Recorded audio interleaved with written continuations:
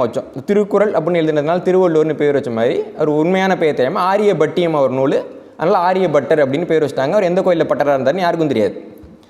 அப்படி அந்த ஆரியபட்டியத்தில் அவர் என்ன சொல்கிறாருன்னா, இந்த நூலை நான் எப்போ எழுதினேன்னு சொல்கிறப்போ, நான் என்னுடைய 23வது வயதில் கலியாண்டு 3600 இந்த நூலை எழுதினேன் அப்படின்னு குறிப்பிட்றாரு. ஆரியபட்டர் அந்த நூலை எழுதினது கிபி 4வது நூற்றாண்டில் அவர் எழுதியிருக்கிறார். இப்போ ஆரியபட்டர் காலகட்டத்தில் கலியாண்டு 3600 நடந்துகிட்டு இருந்திருக்கு அவர் காலகட்டத்தில்.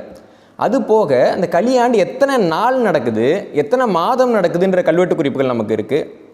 இப்போ கூட வந்துட்டு ஆளுநர் மாளிகையில் கலியாண்டு இன்ஸ்கிரிப்ஷன் ஒரு புத்தகம் வெளியிட்டாங்க. எந்தெந்த கல்வெட்டுகள் எந்தெந்த செப்பேடுகள்லாம் கலியாண்டு இருக்குது அப்படின்னு வெளியிட்டாங்க. இந்த கலியாண்டு முறை என்பது சித்திரையை அடிப்படையாக கொண்டது, வானியலை அடிப்படையாக கொண்டது. இந்த கணித முறை தான் நம்முடைய கணிதம். இது அடிப்படையாக கொண்டு தான் நாம் தொடர்ச்சியாக சித்திரை மாதத்தில் புத்தாண்டு கொண்டாடி கொண்டிருந்தோம்.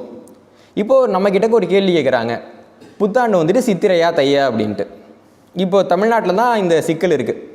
ஆந்திராவில் ஒரு புத்தாண்டு தான், கேரளாவில் ஒரு புத்தாண்டு, கர்நாடகாவில் ஒரு புத்தாண்டு, மகாராஷ்டிராவில் ஒரு புத்தாண்டு, இன்னும் சொல்லணும்னா எல்லா நாடுகள்லேயும் ஒரு புத்தாண்டு தான் இருக்கும் இல்லைங்களா.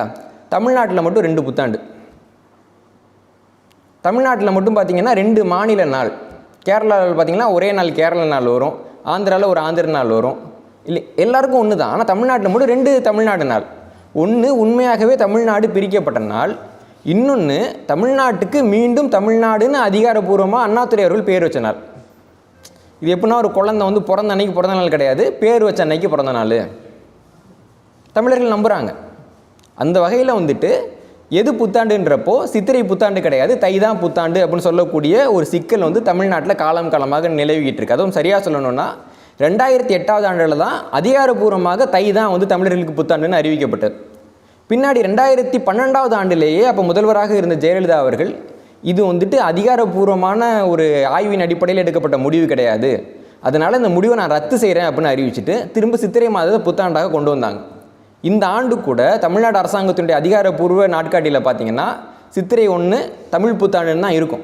இருந்தாலும் கூட நம்ம சித்திரை 1ஆம் தேதி முகநூலில் திறந்தோன்னா நித்திரையில் இருக்கும் தமிழா, 10 மணிக்கு யார் தூங்கிட்டு இருப்பா போட்டுருவாங்க, நித்திரையில் இருக்கும் தமிழா, சித்திரையா உனக்கு புத்தாண்டு, அந்த ஆரியர் கொண்டு வந்ததே அறிவுக்கு ஒவ்வாத புத்தாண்டு அப்படின்னு ஒரு கவிதை எழுதுறாங்க. ஒவ்வொரு தடவையும் தை மாதத்தில் நீங்கள் புத்தாண்டு கொண்டாடுங்க, தை புத்தாண்டை தான் அவர் முன்மொழிஞ்சார் தெரியுமா, இவர் முன்மொழிஞ்சார் தெரியுமா அப்படின்னு ஒவ்வொரு ஆண்டும் இந்த சிக்கல் வந்துக்கிட்டே இருக்குது.